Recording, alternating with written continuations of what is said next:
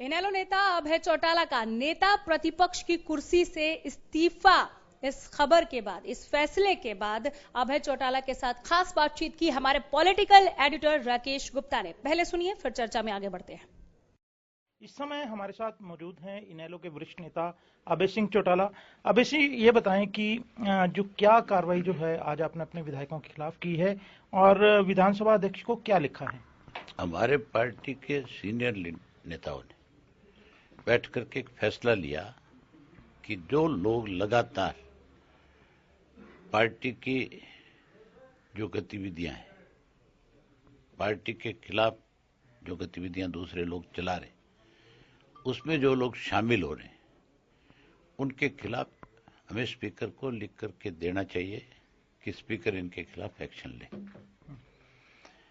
हमने कुछ समय उन लोगों को दिया कि शायद वो ठीक हो जाए, लेकिन उन्होंने ठीक होने की बजाय और ज्यादा एक्टिविटीज में हिस्सा लेना शुरू किया। इसके लिए फिर फैसला लिया गया कि इनके खिलाफ कार्रवाई के लिए स्पीकर को लिखिए। हमने स्पीकर को लिखा है सबूत के साथ कि ये लोग इन पार्टियों के बैनर और झंडों के नीचे जाकर के काम कर रहे हैं और इनके खिलाफ 100% पार्टी विरोधी गतिविधियों के तहत कार्रवाई होनी चाहिए। आप इनको डिस्क्वालीफाई करो और इनकी मेंबरशिप खत्म करो।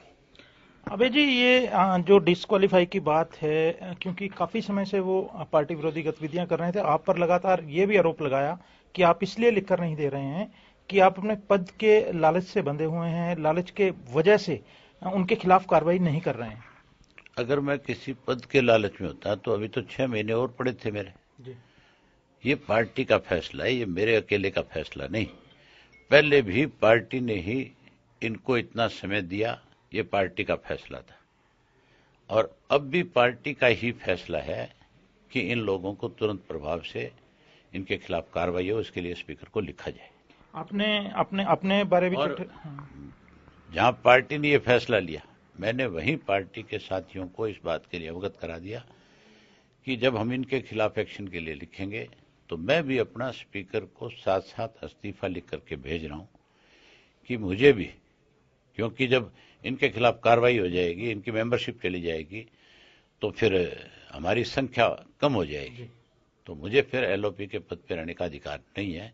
इसलिए मैंने अपना इस्तीफा भी साथ लिख करके भेजा है कि जैसे ही आप इनके खिलाफ कार्रवाई करो, जैसे ही आप इनको डिस्क्वालीफाई करो, मेरा इस्तीफा भी साथ के साथ स्वीकार करो।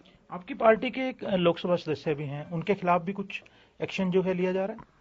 पार्टी के सारे नेताओं का जहां निर्णय इन 5 लोगों के खिलाफ कार्रवाई का हुआ, वहां ये भी तय किया कि लोकसभा के उस सदस्य के खिलाफ भी जो लगातार पार्टी को तोड़ने में लगा हुआ है, उसके खिलाफ भी स्पीकर को लिख करके दिया जाए कि इसको भी तुरंत डिस्क्वालीफाई किया जाए।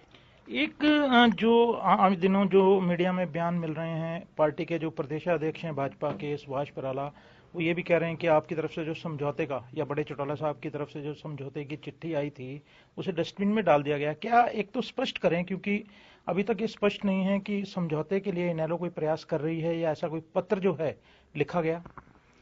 सुभाष बराला से पहले ये पूछ लो, तेरे को चिट्ठी दी किसने? और दी तो वो चिट्ठी कहां पे है?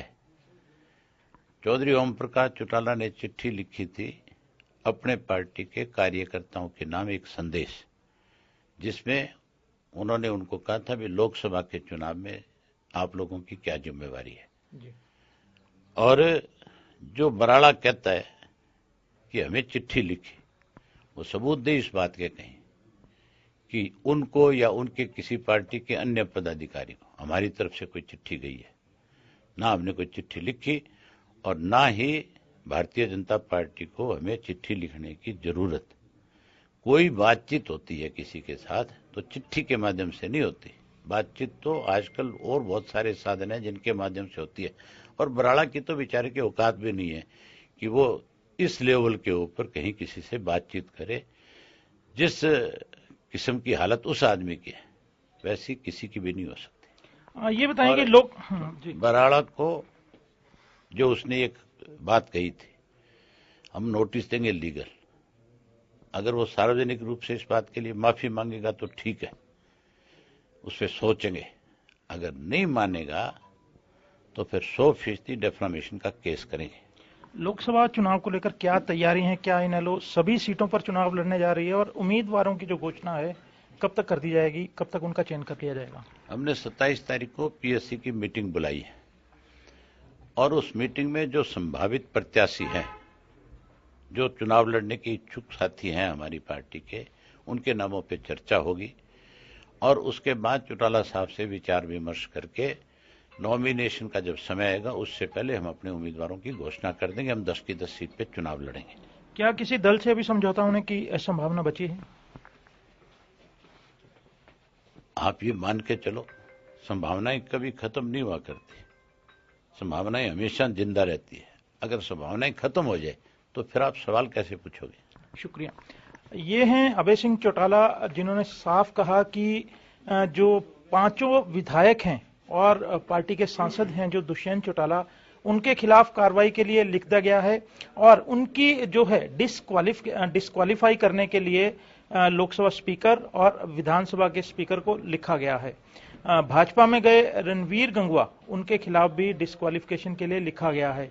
साथ ही उन्होंने इस बात की संभावनाएं भी जताई कि अभी भी समझौते की कोई संभावना जो है, संभावना से इनकार नहीं किया जा सकता, लेकिन भाजपा से किसी प्रकार के समझौते की बातचीत की गई है उसे उन्होंने साफ तौर पर नकारा है।